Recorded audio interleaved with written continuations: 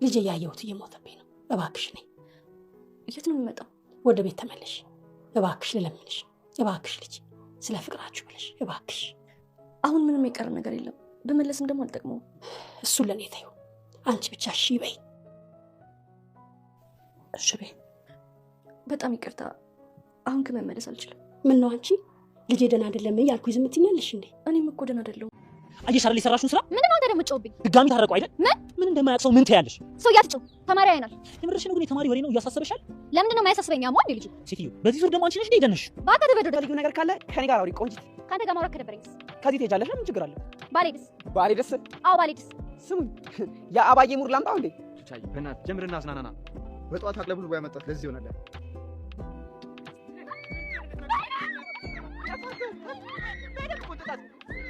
ቆይ ተረጋጋ። እኔ አሁን የመጣሁት የትንሿ ቪዲዮ መቅደስ ጋር ምንም እንደሌለ ልነግርህ ነው። ማለት መቅደስ ሳታውቅ ሁሉንም ቪዲዮ አጥፍቻቸዋለሁ።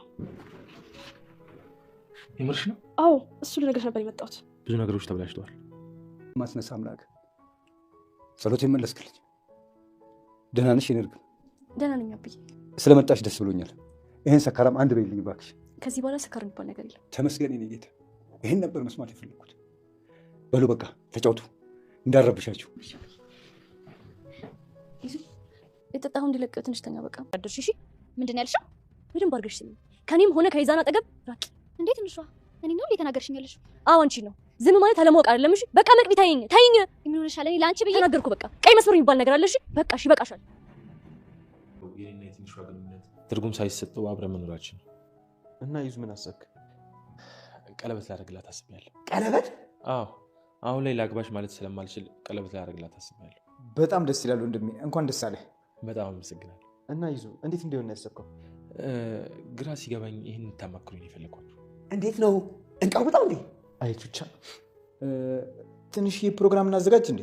ለምን እዚሁ እናዘጋጅም? አቦ ይመች። በቃ ፏና ኢዛና ለትንሿ ቀለበት ሊያስረላት መሆኑን ለጓደኞቹ በግልጽ ተናገረ። ጓደኞቹም ሀሳቡን በደስታ ተጋሩት። ከጆሲ ጋር ሲሰራ የነበረው ቹቻ ኢዛናንና ትንሿን ፍተሻ ወይም ስለላ ሲያደርግ የነበረው አሁን ላይ ለጆሲ ከአንተ ጋር ካሁን በኋላ መስራት አልፈልግም፣ ይሄ ነገር ይቁም በማለት በግልጽ ተናገረ።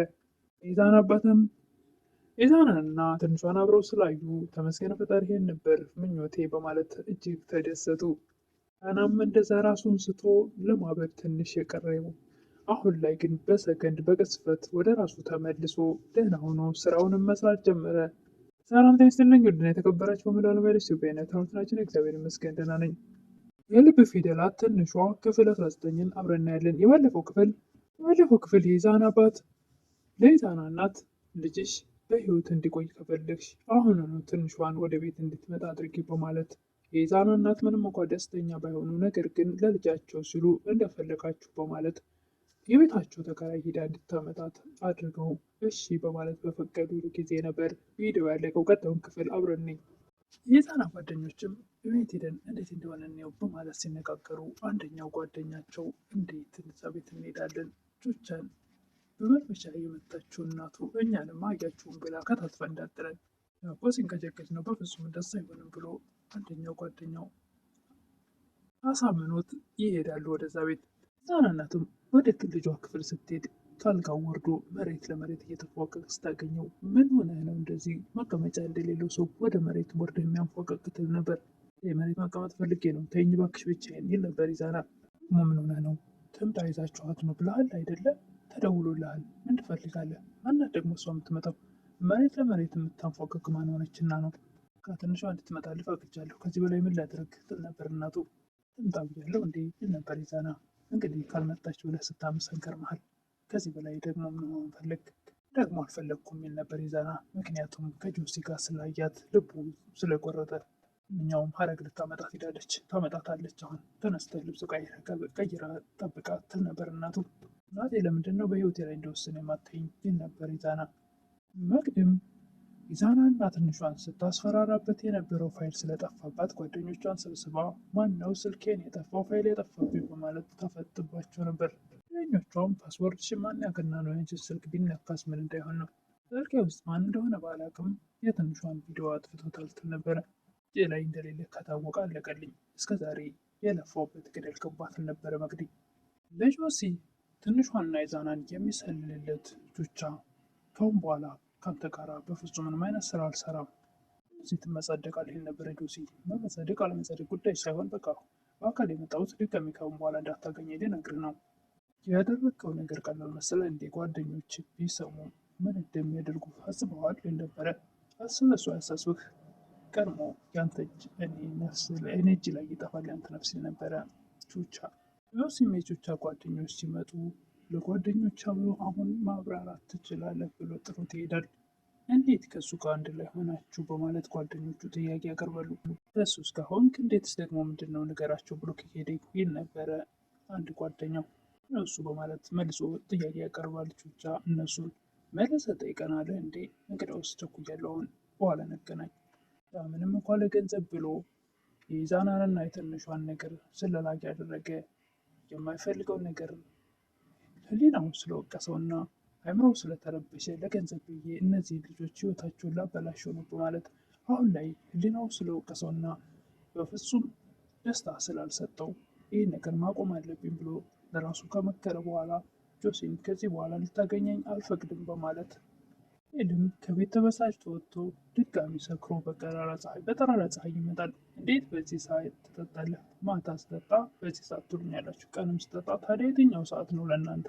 ምሽ ወደ ቤት ግባ ቢባል ብትለውም ቢ ሲላት እናቴን ጥሪ በማለት እናትና አባቱ በር ላይ ይመጣሉ። አረ የሰፈሩ ሰው ምናል እባክህ ወደ ቤት ግባ።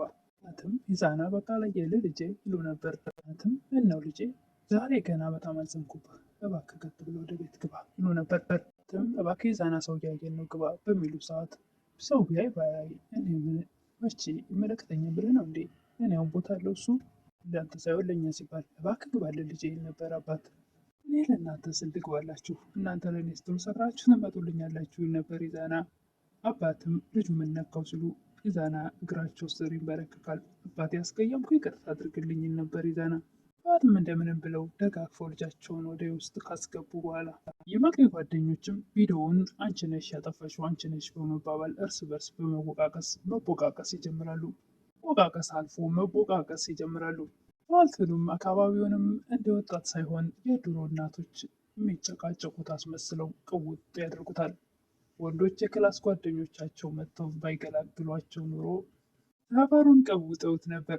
ኢዛና እናትና አባትም ትንሿ ወደ ቤት እንድትመጣ ካደረጉ በኋላ ልጃቸው ክፍል ውስጥ ሰርፕራይዝ አድርገው አስቀምጠው ይጠብቁታል። ኢዛና ወደ ክፍል ሲሄድ ትንሿን ያገኛል። ምን ትሰሪያለሽ እዚህ ይል ነበረ። አትፈልገኝም እንዴት ትል ነበር። የኔ መፈለግ ብቻውን ምን ይሰራል ይል ነበር ኢዛና። እንዴ እኔ እኮ እፈልጋለሁ እወዳለሁ ትል ነበር ትንሿ። ቶጂ ኖሮማ ከጆሲ ጋር ጥለሽኝ አትሄጂም ነበር ይል ነበር ኢዛና። ወድ ይመስልሃል እንዴ ያን ሁሉ ነገር እያየውና እየሰማው ወደ አንተ የመጣሁት ትል ነበር ትንሿ። ተውልሽኝ እንዴት ቻልሽበት ይል ነበር ኢዛና። እኔ እኮ የተውኩኝ ስለመሰለኝ እንጂ ያላንተ መኖር እንደማልችል አለህ። ነገር ግን አንተን አሁን ይቅር በለኝ የምልበት አቅም የለኝም።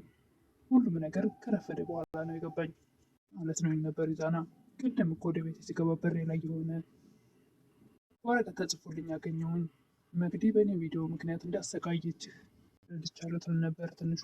እኔ ከነገርኩሽ ይልቅ የማታውቂው ሰው የጻፈልሽን ደብዳቤ ነው ያመንሽው፣ እምነሽ ነው የመጣሽው ይል ነበር ኢዛና። እሱን አምኜ ሳይሆን ልብ ያለኝን ተከትዬ መጣሁ። እንዴት አስቻለሽ ግን ይል ነበር ኢዛና። ያላንተ ያሳለፍካቸው ቀናቶች ምን ያክል ከባድ እንደሆኑ ነኝ። ወደ ትምህርት ቤት ልትሄድ በፈለገች ሰዓት ትንሿ ልሸኝሽ በሚላት ሰዓት ኢዛና መቅደስ ታይናለች ትል ነበረ ትንሿ። ትሄና ታዲያ ምን ችግር አለ? ቪዲዮውን አሳልፋ ትሰጥብናለች። በቃ እኮ ጓደኞቻችን ደልተውታል፣ ፋይሉን አጥፍተውባታል። እዚህ ሰዓት ሁለቱም ይደሰታሉ። አብረው እንደ ድሯቸው ወደ ትምህርት ቤት ሊሸኛት ይሄዳሉ። በስተመጨረሻም ትንሿን ሸኝቶ ሲመለስ ለጓደኞቹ ቀለበት ላድርግላት አስቤያለሁ። ለትንሿ አሁን ላይ ላግባሽ ማለት አልችልም፣ ተማሪ ናት። ስለዚህ ያለኝ አማራጭ ቀለበት ማድረግ ነው በማለት ጓደኞቹ ይደሰታሉ። በቃ ዝግጅት እናድርግና ዛሬው ነው እናድርግ በማለት በደስታ ሀሳቡን ይካፈሉታል። ትንሿም ከትምህርት ቤት ስትመለስ መቅዲን ስላገኘቻት ካሁን በኋላ ከእኔም ሆነ ከኢዛና ህይወት ውጭ ራቂ፣ በቃ ተይን። ዝም ማለት አለማወቅ አይደለም። ጆሲም ለመቅዲ የሰራሽውን ስራ አየሽው፣ ድጋሚ ታረቁ አይደል? ቱም እንዴት ሊታረቁ ቻሉ እያሉ ግራ ተጋብተው ነበር። ነገር ቾቻ በሰራው መልካም ነገር ነበር ህሊናውን ስለወቀሰው የገንዘብ ብዬ የሁለቱን ሰላማቸውን ህይወታቸውን አበላሹት በማለት ከጆሲ ጋር ያለውን ግንኙነትና ስራ እንዲያቆም ስለወሰነና መቅዲ የያዘችባትንም ቪዲዮ በመደለት እነሱ ሰላማቸው እንዲመለስ አድርጓል። በጣም ደስ ይላል። ዛሬ ክፍል 19 ይህን ይመስል ነበር። አዲሶች ካላችሁ የደወሏን ምልክት ጫን እያደረጋችሁ ቤተሰብ ሆኖ ላለው ምክንያቱም ስለሚረሳ ለማስታወስ ያክል ነው።